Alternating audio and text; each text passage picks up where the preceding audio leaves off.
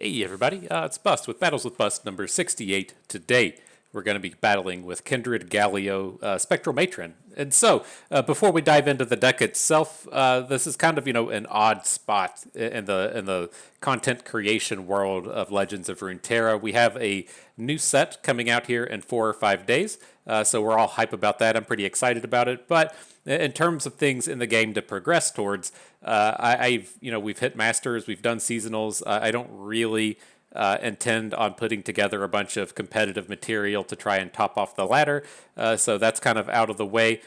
Gauntlet has been down for, I don't know, 2 weeks. They took it down before seasonals, which is mind blowing to me, but it's still down for the remainder of the season. Like, I get it if you're using that as a way to feed into the Last Chance Gauntlet, then it probably needs to go down until the next season starts. Gotcha, but it's still kind of annoying.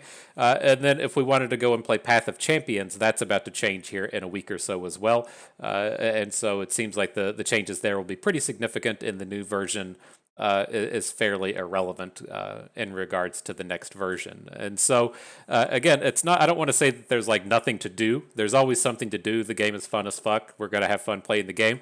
But there's nothing to really progress towards, is what I'm getting at. We're not going to progress in the ladder. We're not going to progress in Path of Champions. We're not going to progress in the Gauntlet. And so we're just going to come out here and play some games for fun.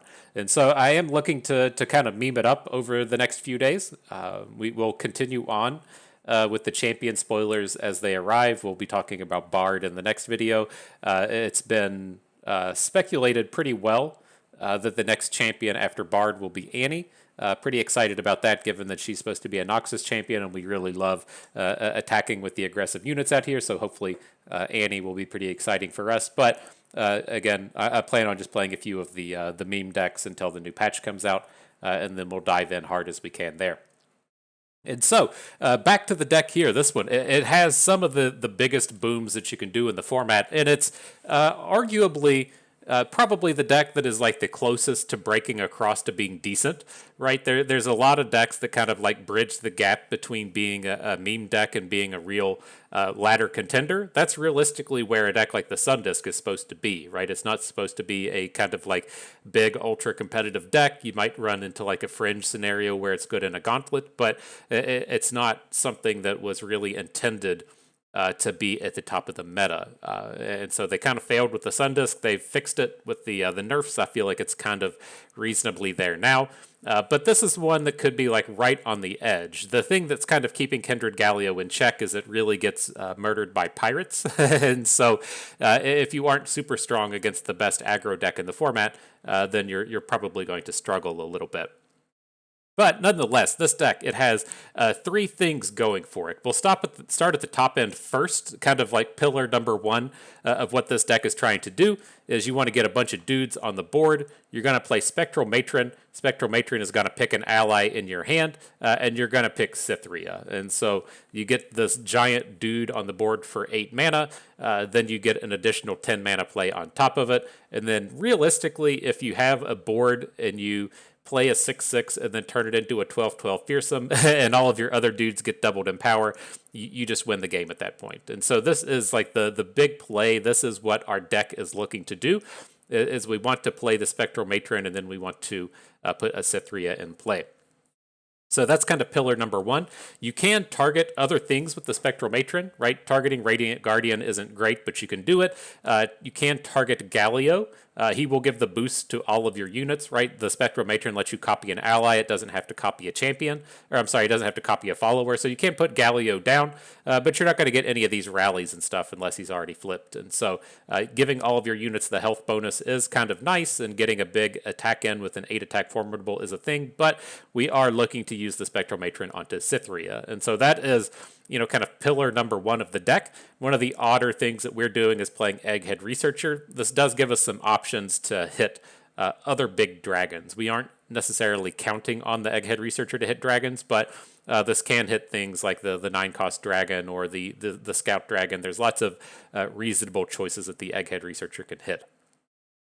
Thing number two, this deck is looking to be a early game board control deck. We're playing the Challenger package of Petricide Broadwing plus Lion Protege, We have ways to protect it with the Brightsteel Protector. We have some early good game board stall with the Hapless Aristocrat and the Vile Feast. We're looking to, just build up the board. This isn't like a deck like Scouts, to where we're going to play these challengers, probably get some value attacks, and then build up our board that way. We're just going to pick and choose where we can win combats. And if we can win a combat with a Kindred on the board, then great. If we can win a combat without Kindred on the board and not lose our unit, then that's great. But we aren't looking to come down and make a bunch of trades unless that's what we have to do. We would ideally let the units on the board kind of stick around for a bit so that we can boost them all with Galio, so that we can boost them all with Cythria. And so if we're playing a Cythria with only one unit on the board, not that impressive. If we're playing Cythria with a 0-1 Petricite Broadwing and a 2-2 Laurent Protege, then you can get some shit done. That's not like the most impressive thing that you can be doing, but that's better than just boosting your Spectral Matron and nothing else. And so we're not looking for trades. We're looking to win the combat and then just kind of stall out on the board. The thing that ties into that, again, is Kindred. Kindred gets us in these spots to where, back to that kind of Scouts example, with Scouts, you probably have to just attack with everything or attack with everything that isn't Misfortune. We'll find lots of spots to where we get a Kindred on the board, and then we just want to attack with one Challenger into another unit, win that combat, let the Kindred slay, kill off another unit, and then just kind of develop the board slowly, but not quite as explosively. And so the last pillar of the deck ties into what we were talking about with the board control, and that is with Galio. Galio can pretty easily come down and just flip. Again, you have to be reasonably careful with your units so that they don't just all die.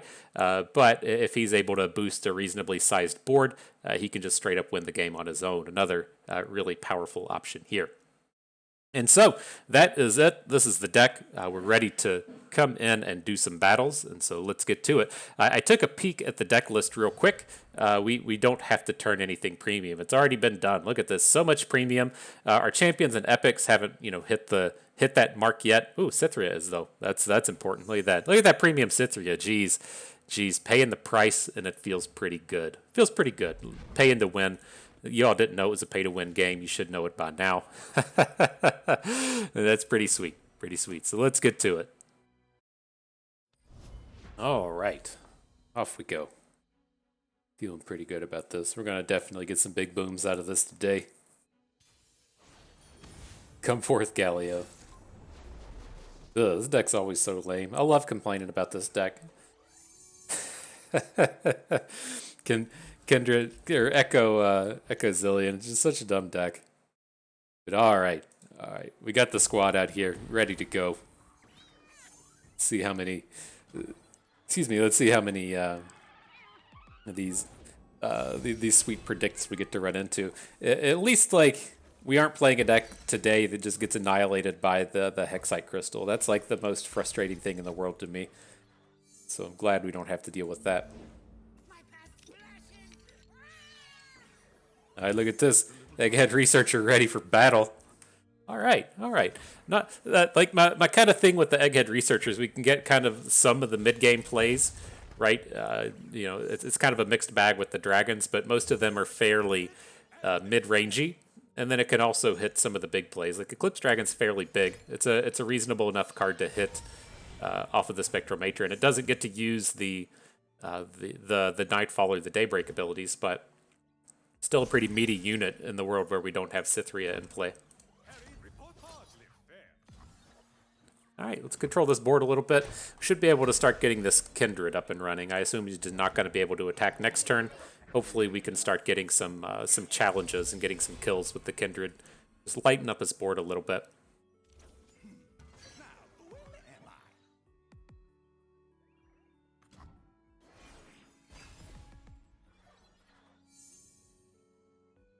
Do we ever want to wait a turn? Like it's like when we play the Kindred, he's just not going to attack.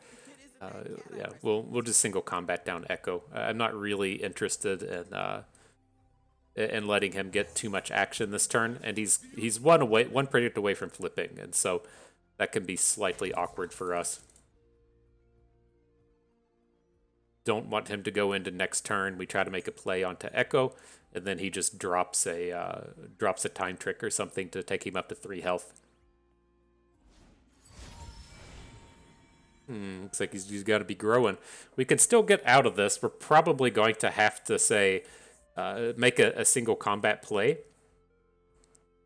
so that we can keep him from getting the free time trick. And so I'm going to look to just block him with one of these units that we can kill off, and then single combat one of his units in the back line. So we'll be blocking with our 2-2, and then we'll take down his 2-1. It's not super awesome, but technically we end up with the same amount of cards, right? He doesn't get to pick up the time trick, and so it's sort of like a 2-for-2 and not really getting 2-for-1 here.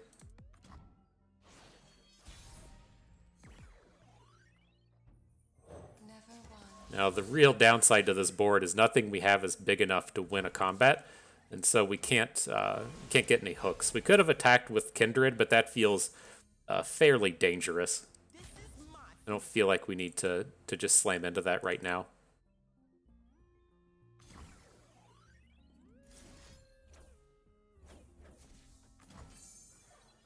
Okay, not guaranteed to be good. They play cards like Quicksand, and so there is a reasonable chance that this sharp sight or this concerted strike doesn't work. But I think we're healthy enough to not just be losing units here. Cool. So not like super ideal chrono break for him. Oh, Kahiri. What up, dude? We don't see you too often. But this is all okay.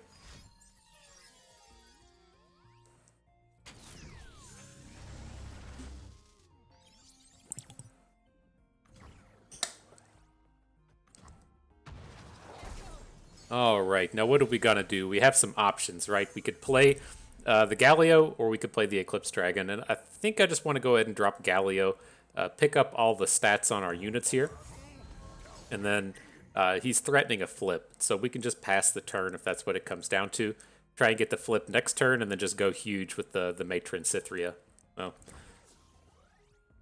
I don't think we want to go huge just yet. We're not guaranteed to have that rally, right? If we drop all these dudes on the board, then he's just gonna be like, oh, well, I'm just not going to attack. There we go, though. The single combat will give us the rally. We're ready to boom now. Oh my God, get your cameras ready. Shit's about to get real.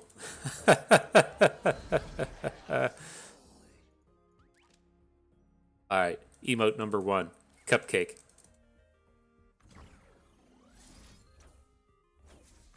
All right, let's get that damage in, get that rally. Shit's about to get real.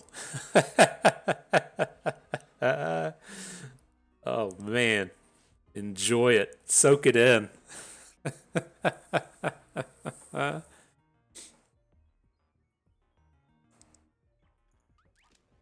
Bring some more emotes while we're at it.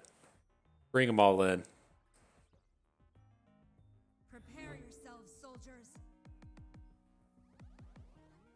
Did he quit? Did he rage quit? Oh my gosh, if we got the full combo, if we got to do the Galio flip plus the Matron into Cythria into the rage quit, oh man, oh, it doesn't get any better than that. I love it when it all comes together in game 1. Just bring it on the rage quit. Feels good. Feels good. Maybe just full on dropped his phone in the toilet. Said, fuck this. Oh, it's amazing. I guess we gotta wait a little bit here. You gotta wait on this to finish up. Oh man, that feels good. I love it so much when it comes together in the first game. You don't have to just sit around and wait to show off all of the strategies. It just shows right up. Yeah, Kindred, you woke up for this. Nice, nice. Okay, so let's kill off this thing. That'll flip our Kindred. Kindred can still just come in and hook this dum-dum. Doesn't matter. He's not here, and we're coming in for 1,000,000. Feels good. Feels good.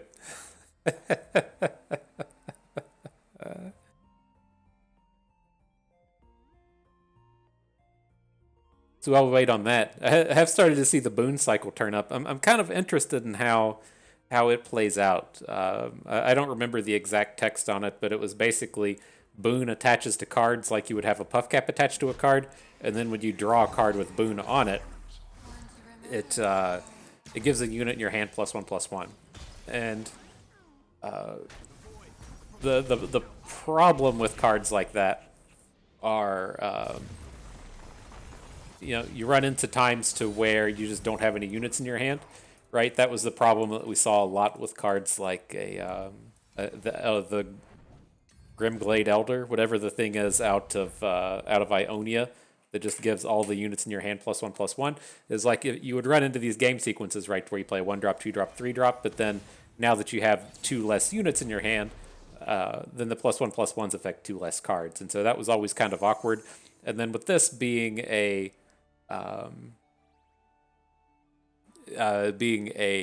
random kind of effect, it can of course just hit a card that you don't want. But if the effect is cheap and easy enough, then it's just not that big of a deal. If it's just something that feels like it's all upside, right? When we have a card like what's her name, the Starlit Seer, it's just all upside every time that ability activates, and so it does just go to the random top, sort of random. It just goes to the top unit of your deck.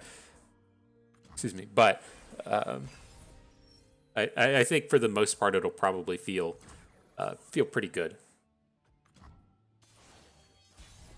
All right, here I'm skipping all of our turn 3 plays so that we can get a guaranteed slay this turn. Like, we should be getting the guaranteed slay with the broad wing onto the faces of the old ones, but I wanted to ensure that we had it. If we make an attack and he does something to the broad wing, I wanted to be sure we could get the faces down to where adding a 1/3 Egghead Researcher doesn't mean that much in this matchup. And so we miss out on 1 point of damage. Okay, still got the ramp card destroyed at the end of the day.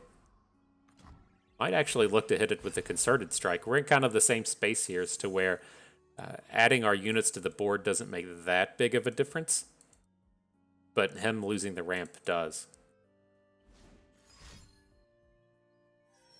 It's pretty concerning at this point as well, having to worry about things like She Who Wanders, just taking out all of our Galios.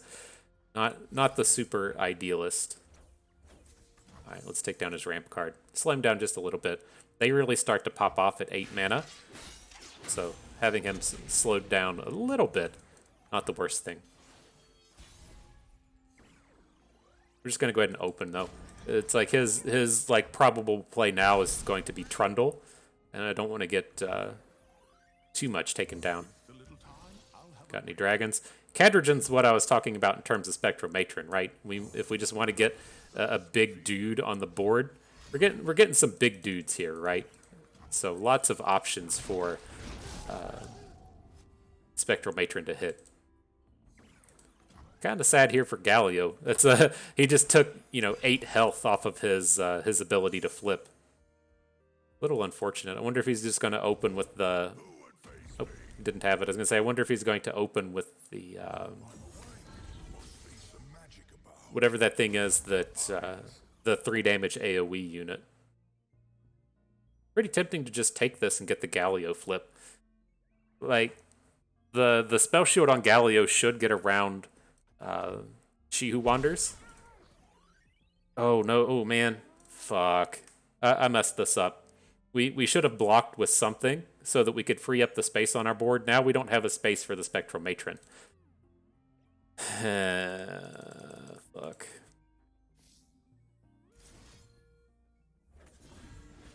Well, maybe we can get something out of an open attack.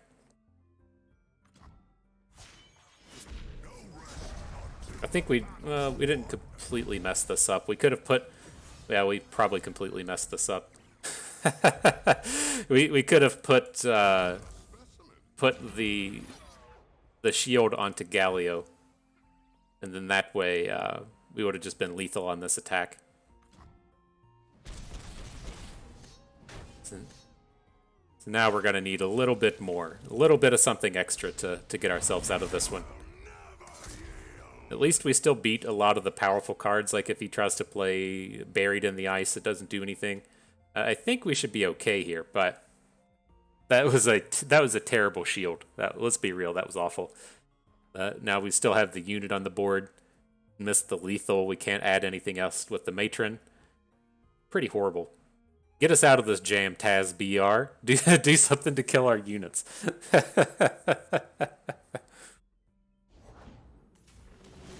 Appreciate it, my dude. Doing the work for us.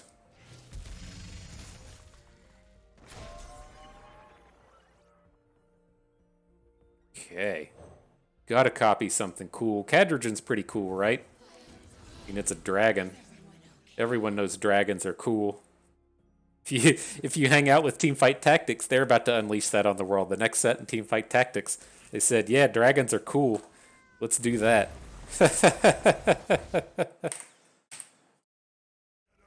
All right. GG. So I've had this come up before. I had this come up yesterday as well. So, we're all adults here. We go to the grocery store, we buy produce, we eat our vegetables, we eat our fruits, right? And then you take those fruits home. Now, there's a good chance they're fucking gross, right? Fruit and stuff, it grows in the ground. And so there's a good chance there was dirt on it and pesticides and shit. And so you got to wash it off. That's kind of like thing number one. You know, you take some water, you put the water on your fruit, and then that washes the stuff off. Easy peasy. Now, where I run into problem, where I run into issues is you nasty folks, you go to the grocery store and like pick your boogers and stuff and start grabbing fruits after you've jammed your finger in your ass crack or something. You got all these little kids coughing all over the food and stuff. It's fucking nasty. Both the viewers and the population in general at the grocery store. And so I don't feel like just rinsing off the fruit is enough, right? I don't want, you know, perfect. Show me your ass. The guy we're playing here, you know, he's been picking and scratching, digging for gold, and then takes his hand out, picks up the apple. I don't want your like butt residue all over my apple. Washing it off with just water is not going to be enough. And so the wife has seen me like washing fruit and stuff with soap and water because that's good enough, right? That's the good stuff once you finally get the soap onto your fruits and veggies. That's how you know it's not covered in show me her ass's butt particles. And then you feel pretty good to eat it. She doesn't do that. I don't know. I don't feel like I'm the weird one in this scenario. I feel like she's the weird one. But I figured I should probably call that out and see how the rest of the world does it. Because it's you know, it's not something that they you know put up a sign for. They don't put up a sign in the produce section that says watch show me your ass's butt particles off of your fruit once you get home.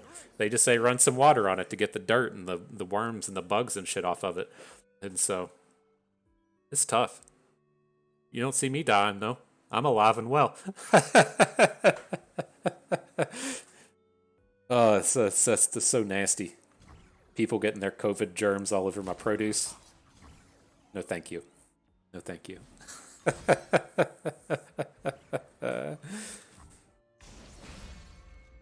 I probably just changed somebody's world today. And that's all that matters here.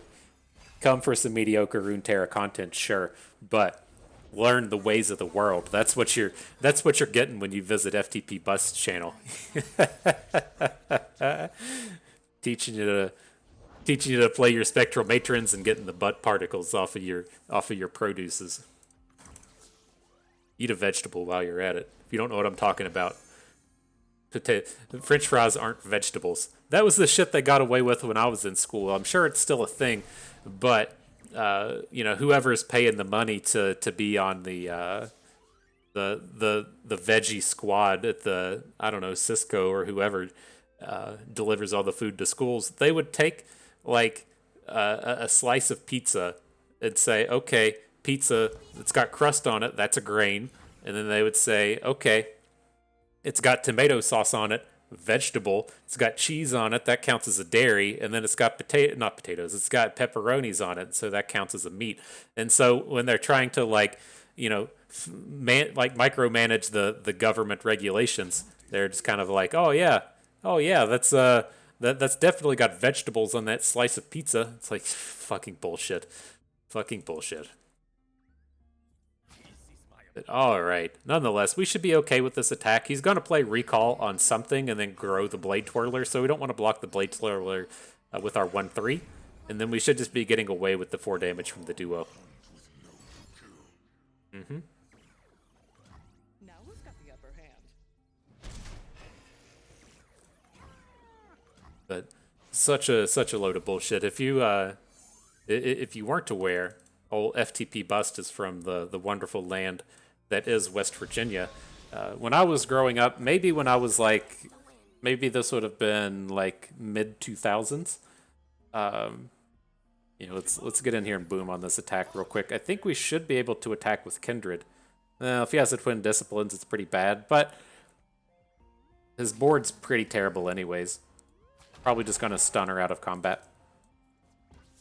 But no, in the mid 2000s, the English chef guy Jamie Oliver, not super familiar with him, but he found out that that Huntington, West Virginia, that's where I'm from, that's where Marshall is and everything, it was ranked as the most obese city in the nation, which is pretty good. You know, America has quite the reputation for being a bunch of fatsos, and then you know, just picking number one, right? We had something like a 60% obesity rate or something. Is fucking absurd. And so he was like, okay, well, I'm going to come to town. I'm going to teach the kids how not to be fatsos. And so he like goes to the schools and he starts saying like, hey, you know, it's not really cool to say that pizza's a vegetable. You know, how about you feed these kids a fucking actual vegetable? And he, you know, starts working through showing people how it's not hard to get off of a diet of Pizza Hut and Mountain Dew. And to slam a fucking vegetable in your mouth every once in a while. And so it doesn't surprise me that like I get everybody's got a hustle. Like that dude at Cisco is just playing the system. The government says these kids need to eat like 4 vegetables, a grain, a meat, and a dairy every day, and he's like, let's make some money, let's make some dollars out here. And you know, I get it. It's just unfortunate when it affects a bunch of kids. And then the most telling thing from that Jamie Oliver show, the thing that really sticks with me is it's like he gets up this like group of kids. He goes, kids, I know you love chicken nuggets. Chicken nuggets are one of the greatest inventions in the world. Gotcha. I love chicken nuggets too. But he's like, let me show you how this shit's made. And so it's like he takes all of like the nasty like remainder pieces of a chicken that nobody wants to eat, slaps it all in a blender, puts some breadcrumbs in it, you know, like molds it together into the little circles, and then, you know, fries it up, says, here you go, kids. This is a chicken nugget. And they just fucking loved it. They loved everything about it. They said, this is the greatest thing ever, Jamie Oliver. Thank you for giving us chicken nuggets. And he's like, you guys still want to eat this shit after I just showed you how nasty it was? And they're like, fuck yeah. Fuck yeah, give me some of them nasties. I'm ready for it. And he's like, oh my god, what did I get myself into? Fucking brutal. Had to have just been a brutal day in his life, coming in and trying to just help the kids, and then they're just like, nah, man, give me that 10-piece nugget. Let's get some sweet and sour sauce with it.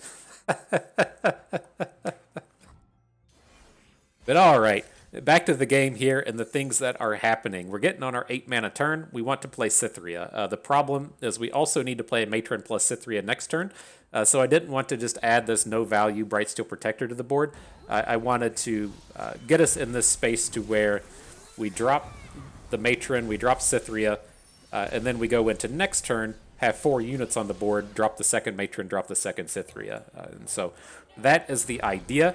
We'll see if we get boomed out by the Green Glade Duo or what happens. I'm not feeling ultra confident in this game, but we're going to give it a shot. We're going to give it a shot. Is he playing Ezreal? This is this deck, right? So, I've been out here talking about chicken nuggets for the past 10 minutes and wiping ass particles off of vegetables. This game's been kind of a loss. I hope you... if you're new here, welcome. This is what you get in most of our videos. Hard-hitting Legends of Runeterra content.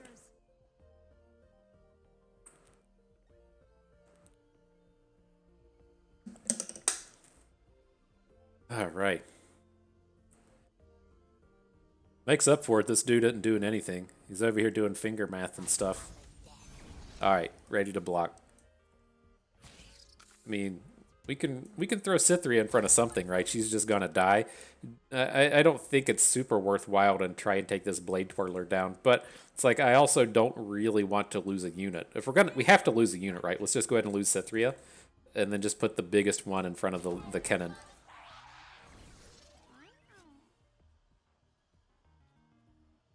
But he's going to have a recall or something, or if he doesn't have the recall to protect his Blade Twirler, he's got the double Mark of the Storms to stun whatever blocks it. So there's no reason to get super involved with this. But I don't think we're ever going to be able to deal realistic damage this game. All right, we're dead. See if I can't come up with any other poop-related topics to talk about while we while we make our way through these games. Man, that has to be so brutal though. It's like you've done your life's work being a chef. You become super successful. I don't know why people don't seem to like the guy. I don't know. I don't watch much of Jamie Oliver's content, but he seems like a reasonable enough bro. He seems to be like a much nicer fellow than Gordon Ramsay, and so I don't know why people don't like him, but that has to be brutal to be like, all right, well, I've made it. I'm a millionaire. I have like 8 shows on the BBC. Let me do some good for the world. I'm gonna go help these fatties not be fat, and then they're just kind of like, fuck you, man. So, just like, all right, well, fuck it. I guess I'm going home. I don't have that. I don't have that kind of heart and willpower to go through all that. All right, back to this though. This is this awkward space. Watch yourself with these Blade Twirlers, right? This is going to be a 3/3 once the Mourned hits. I think I'm just going to take the damage from this turn. So I'm going to play the Broadwing, just never block, and then take the 5, sure. And we'll try to take this stuff down on our next attack. Once this Dum Dum doesn't have quick attack, he's a little bit easier to answer.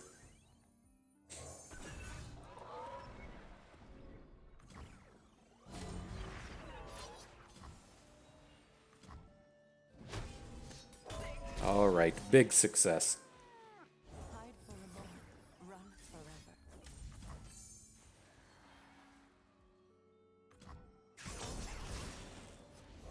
All right, stuff has happened. Let's fast forward to turn 8. Nothing else to go on here, nothing to see. Fast forward to turn 8. This dragon doesn't have elusive.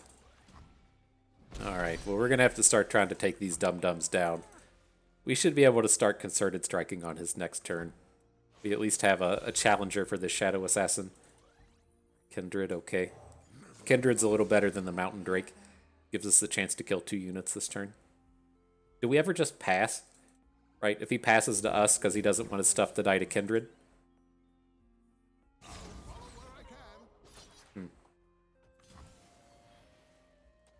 Curious if this is the correct hook with the Mourned. He's gonna just recall something, but it's like we have to hook. If his card's a recall, we can't just have him like blocking Kindred and recalling back, but I don't think we're gonna get a Slay this turn.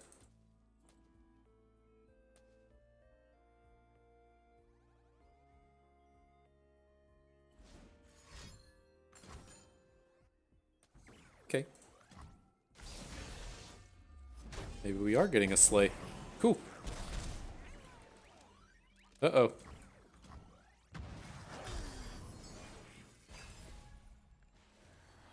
Yeah, start dropping some emotes. It's close to time. It's close to emote time. So we can't play the Mountain Drake and a Concerted Strike. Might as well still get something on the board, right? But none of these plays are too compelling. Let's just pass and see if they pass.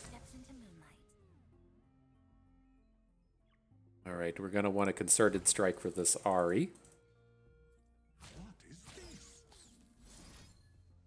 The frightening thing here is if he has like a recall for Kindred, then this starts to go wrong.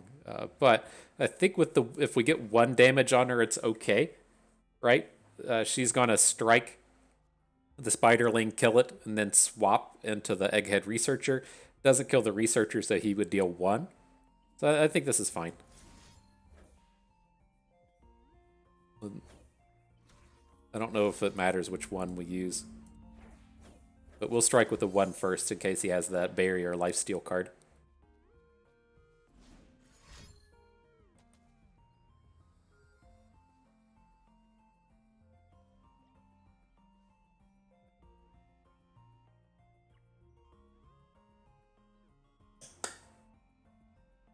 And then if this is successful, Homecoming. Okay, I was going to say if this is successful, we would lose our Egghead Researcher, which is okay. He's not ultra critical here. They retreat.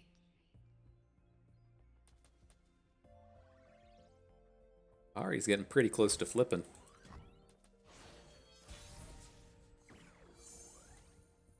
All right, let's get some dudes on the board. This is kind of that odd space to where we can't play a bunch of concerted strikes from this point. I think we want to get the big Overwhelmer, or the big Spell Shielder in Galio. This kind of makes him interact with our board. He can, for the most part, play like stuns and recalls and shit on the cards to prevent a bunch of damage. But I think the Spell Shield should start to bring him problems. He's not going to be a flipped one this turn, but I think we should still get good attacks and everything.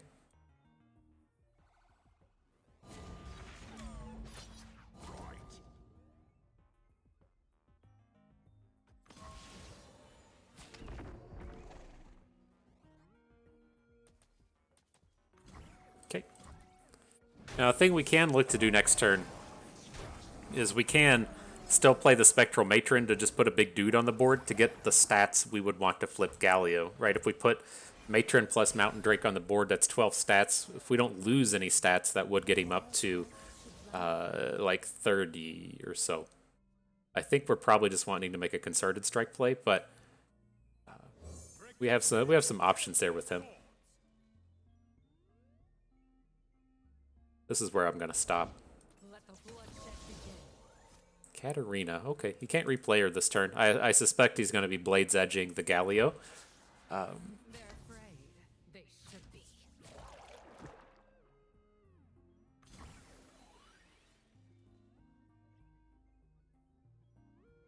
So he can like double stack onto our units this turn. There's not a ton we can do about that.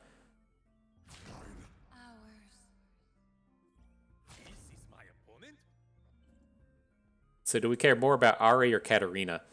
I think we just have to worry about the Katarina at this point. I don't want her getting the flips. Okay, we'll strike with the 2. This should kill her. And then we'll use Galio as the backup. And then again, I expect he's going to have like a Blades Edge plus a Homecoming or something to send Galio back to our hand.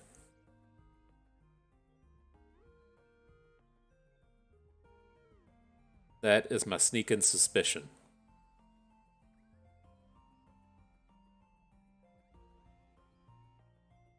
But, I mean, if that's the case, it feels like a pretty good turn.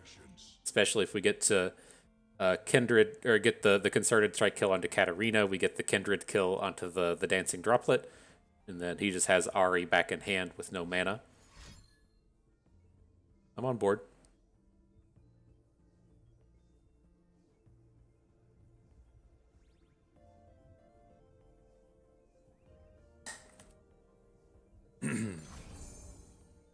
There it is. There's the Homecoming. He didn't play his Blade's Edge, though. Oh, he's returning the Protege? What did he... Oh, he returned Kindred. Okay, that's fine. The world's heart beats with mine.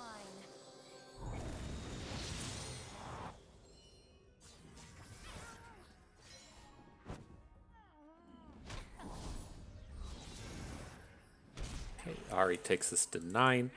Then we need to make some magic happen this turn. It's pretty tough for us to get a lethal here. Sure.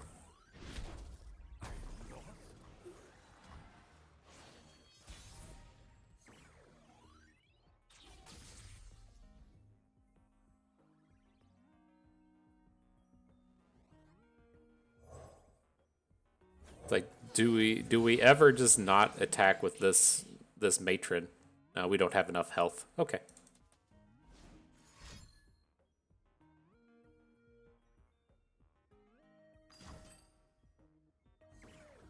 That's a way to not attack with the matron. Sure. Your attack is obvious. I see every move. Probably dead next turn if he has enough. He needs one more elusive to get an Ari chain that'll kill us.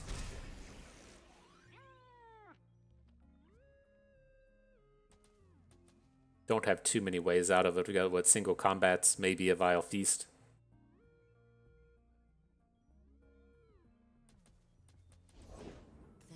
Okay.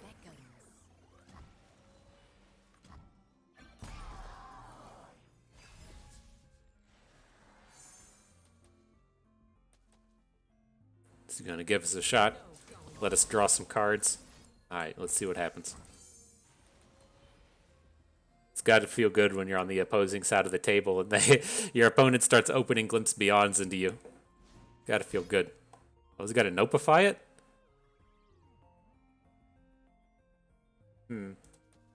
Yeah, deny answers all of our things. Okay, we didn't pick up one anyways. GG.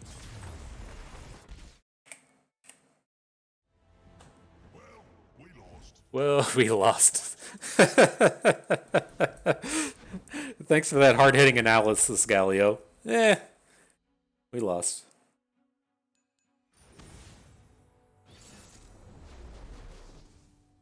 What do we got here? The Donger and the Jace. Sure.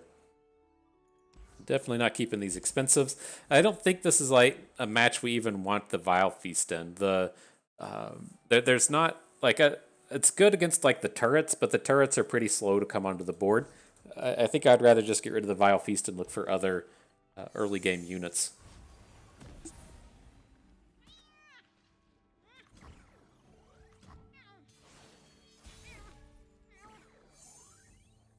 I'm something of an aspiring trichologist. I'll follow where I can. I always thought he said he was an aspiring proctologist. It's a bud doctor. I knew we could circle back to it. I knew it. I felt it in my bones. We could circle right back to that topic. Man, so much for there not being any targets to hit. No Vile Feasters. All right, this is okay. Our eggheads play into this reasonably well. Back later.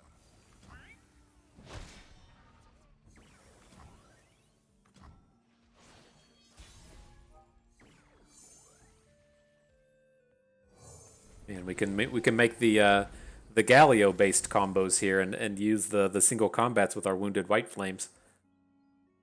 Not bad. I'm gonna go ahead and try and take down this Adaptron. Well, probably shouldn't. I'm a little bit more worried about the likes of a Heimerdinger than dealing with the tech. So let's take this good unit off of the board, and then we'll just be done with the turn. The attack with the White Flame doesn't do anything. Yeah.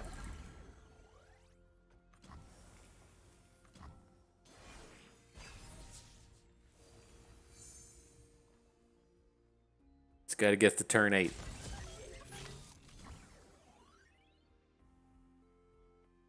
Interesting. Do we? I was hoping that we would get to say like Bright Steel onto the dragon, but like, what if we just block and make a single combat play?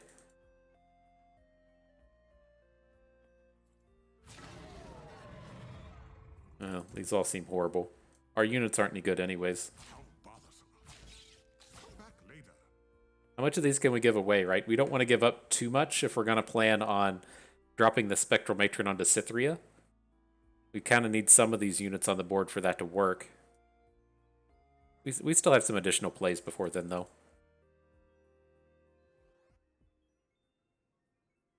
Let's just take 2. How about that? Okay.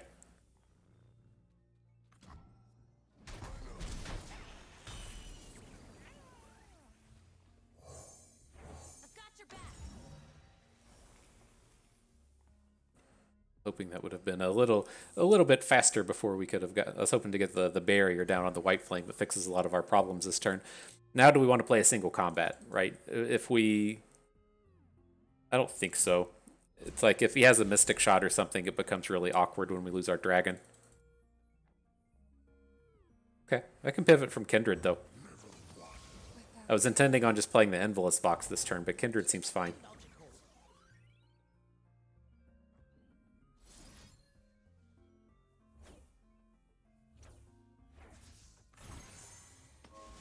Okay, two 4-power shots going at the Heimer.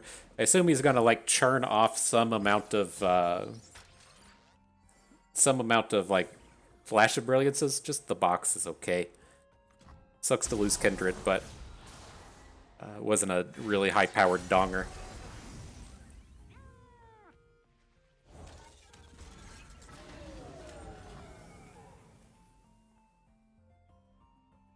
Not a high-powered donger. Okay.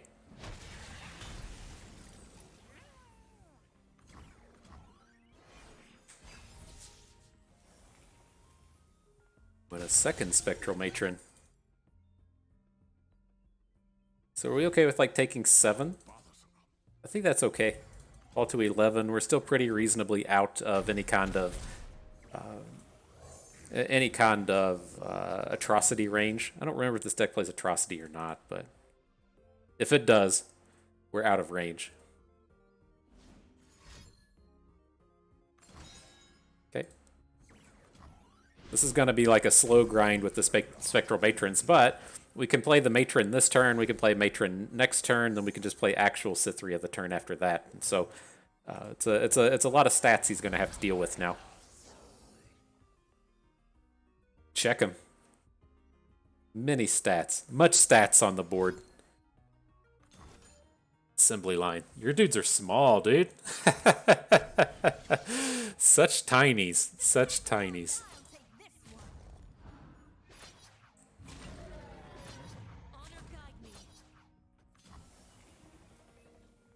Okay. Gonna grow so much stats. So many doubles. So many doubles. Okay.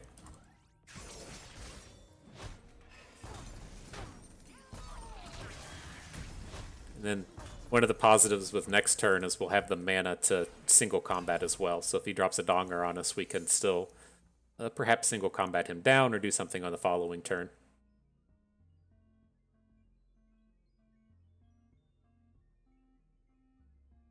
It's going to be sweet. So many stats.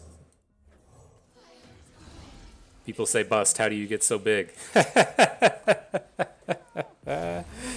Nice. Nice. Fine work, Demacians. Fine work. Okay. Fine work, Demacians.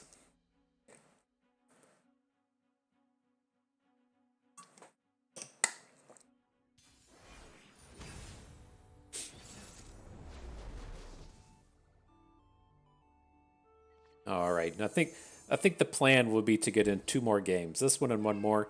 Maybe we'll get in the full 8. We'll see how it goes.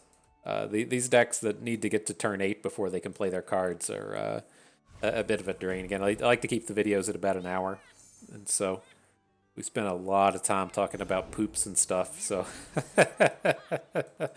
you should have felt content in the level of content that you received today. Let's get these dum-dums off the board. It's tough for us to do, like, really interact with the action. He just never blocks action when we attack with these 1/1s. And so I don't feel like we ever just want to, like, make the attack and hope for the best in terms of him. Here, this is fine.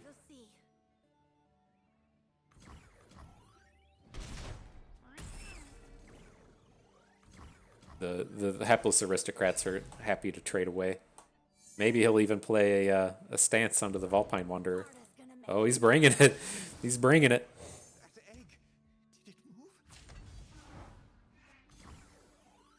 Okay. Can't block the fearsome.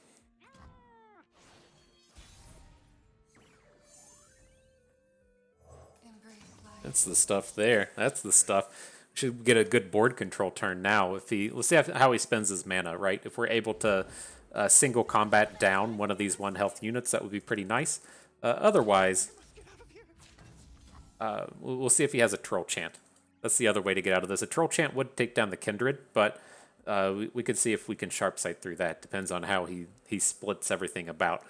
And so I think this is safe for the most part. Maybe it's a little too greedy attacking with Kindred, but it seems okay.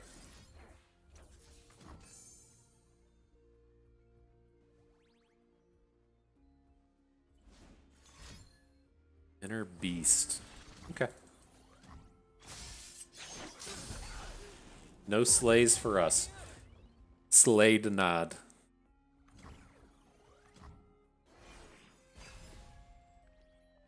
He's gonna drop that Udyr this turn. That's a little frightening. He has the two the two stances in hand. Let's see how greedy he gets on this hook. The sharp sight gets out of it. Okay, we win that one. Gonna switch to your big boy. There you go.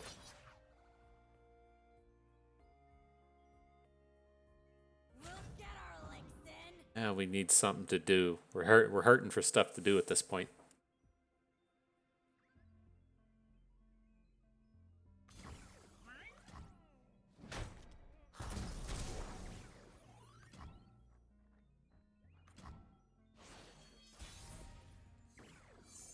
There's something. Does this ever work how we want?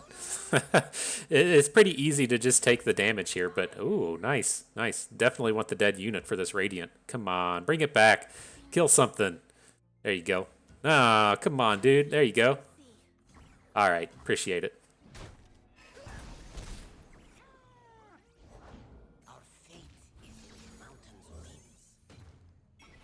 All right, big shit popping now. Let's do it.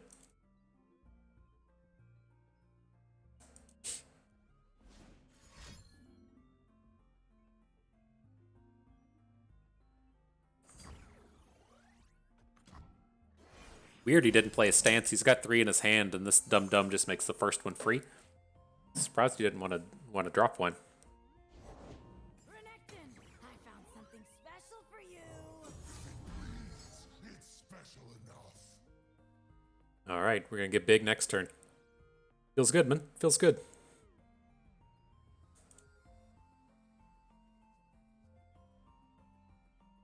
I'm curious, like, we're not going to do it here, but like in a world where you want to play the sharp sight first, so you get the double health to flip your Galio. It could happen. Like if we wanted to say sharp sight our Spiderling up to 4 health, then play the Galio to 8 so that he doesn't get as many hooks into it and stuff. Save the Spiderling for our flips. I don't know. I'm sure there's a world where you want to be able to do that, I guess, but not here.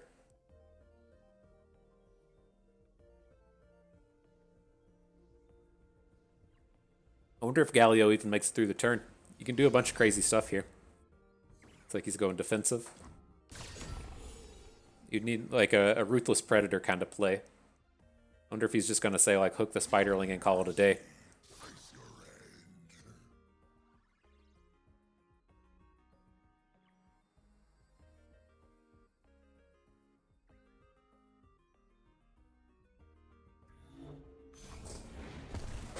Okay.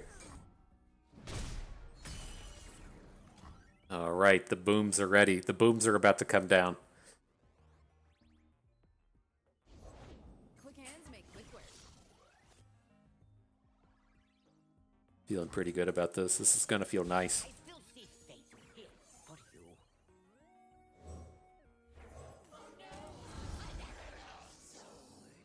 Check all them stats, bruh. Oh, feels nice. Feels nice. I love it. I love it. They need a way to give this Galio overwhelm. That's his downside.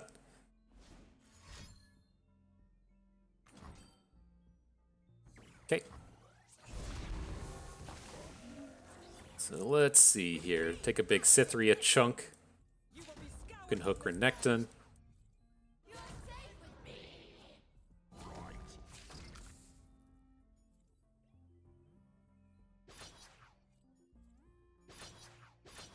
Sure. There's probably a more thoughtful way to do it, but let's just kill all of his units. Put the little damage onto Galio and onto the Spectral Matron.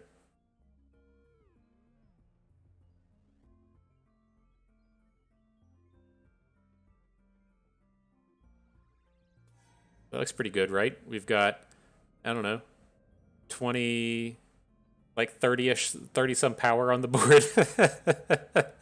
His board's empty. His charger's going to die. Our Galio's going to flip. I don't know, man. This feels pretty good to me. It's pretty good.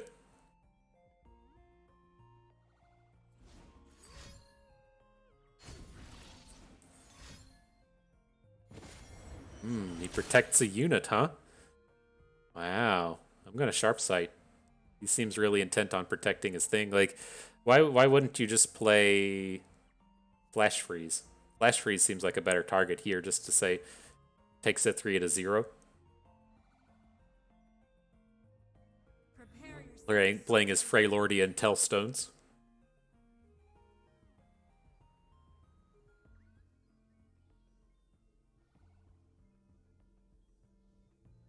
Did we mark the previous game? I don't remember. I'll take it up to 8. I'm gonna mark the previous game as a win, just to say we got it. I'm pretty sure we got it.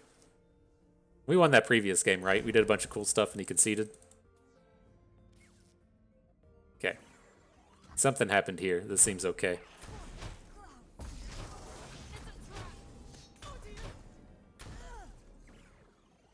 Galio's still ready to flip. We got 39 health on the board. Looks good. Looks good. Sure. Cast all the stance swaps. Udyr is comically small. Magic comes in, might comes out. Get him, Galio. Magic to spread around. All right, so no single combats this game. We can't force a rally, but I think this should be okay. I've got your back.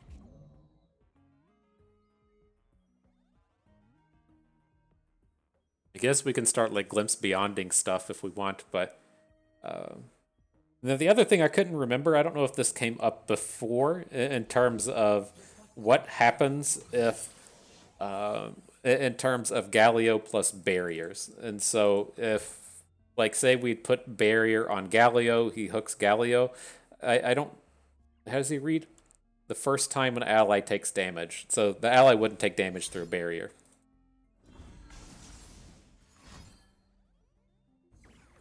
So he would, if we put the barrier on him and he got him into combat, he would not get us that rally. Got it.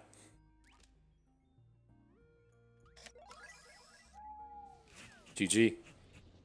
5 and 2, that's what we're calling it. We'll get one more in here. We'll get one more in. That was fun. So who's next? That was fun. You're right, Galio. We had a good time there.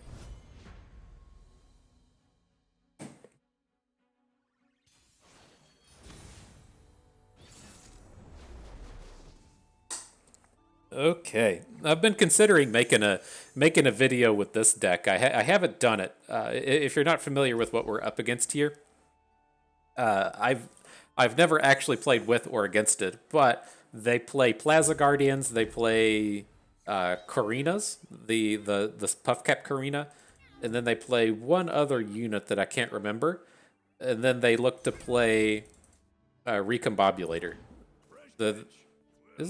Is this what I'm thinking of? I think this is still the same thing.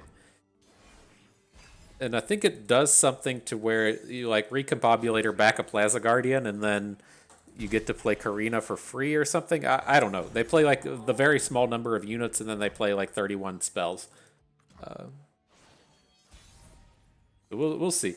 We'll see what happens. My shield is yours. Pretty sure this is that deck. Oh, that's the ephemeral one. Just reduce that to 0? That doesn't seem ideal.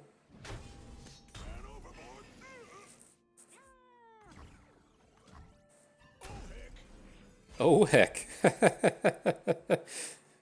Oh, this game with the voice lines is just so awesome. It adds such a nice element to the game. without the other. Oh, this doesn't seem good.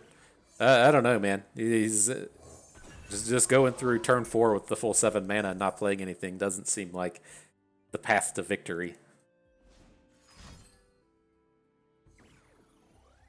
Okay.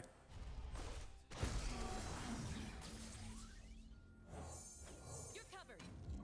Just get the damages on the board. Bring him in.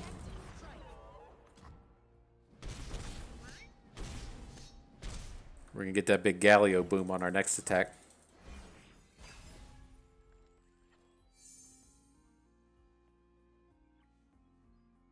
Aw, that wasn't exciting. That wasn't the final battle everyone was hoping for. But sometimes it's not what you hope for. It's just a matter of what you get. And that's what you got. And so that was fun. That was a good set of games. And so there's the Galio Kindred deck. I had a good time with this. And this is what we'll be doing over the next few days. And so in terms of taking this to the ladder, I think, some people have reasonable success with this. I looked at its matchup table before, and it's not great. There's some matchups to where it's okay, but as a general kind of like, hey, I want to get to Masters kind of grind, this isn't it. The way I kind of talked about decks like this in the previous video, where it depends on kind of like where your rank is to how much success you'll have with this kind of thing in terms of ladder grinding. And so you tend to find as you're in like Plat 1 and Diamond 1 and Gold 1 and whatever, people are kind of trying hard to jump to the next rank. But if you're at the bottom end, people are usually playing a much wider variety of funsies kind of decks. And so this could probably succeed there. Again, the big problem with this deck is it's really bad against like pirates. It's really bad against the various burn decks. Any deck with Decimate in it is going to be a pretty bad time for this, as we're trying to get to turn 8 and then drop a Spectral Matron and such. And so it can struggle in those terms. It can really be weak there. But if you're just looking for something to have some fun with, this is certainly it. I had a blast with this one. This deck was pretty sweet. Nothing better than getting this mountain of stats with the Lady of the Clouds. And so I had a great time with this. And so, that's going to do it. Again, we're going to be looking at some of these kind of meme decks over the next few days. The new cards come out on, I believe, the 25th. That would be this upcoming Wednesday. That should be like 4 days or so from when this video comes out. And so I intend to do a couple of these meme videos until then. And then I look to just do kind of a full set review like we used to do for Expedition. Just there's like 60 cards. You limit yourself to a minute a card. You get to talk everything in about an hour. And so I'll probably look to do that again, probably on the day of the set's release, since nobody wants to watch the old format the day the new cards come out. And so we'll see what we can do. That's the kind of the plan over the next few days. We'll still be bringing you the daily content, just not in the ranked masters, and we'll just be doing the meme stuff and the set reviews and stuff. And so pretty cool, pretty fun. But that is going to do it for us today. Hope everyone enjoyed the video. You maybe learned how to boom them a little bit better. Maybe learned a thing or two along the way. Had a good time watching. This is Bust, and we thank you for being here.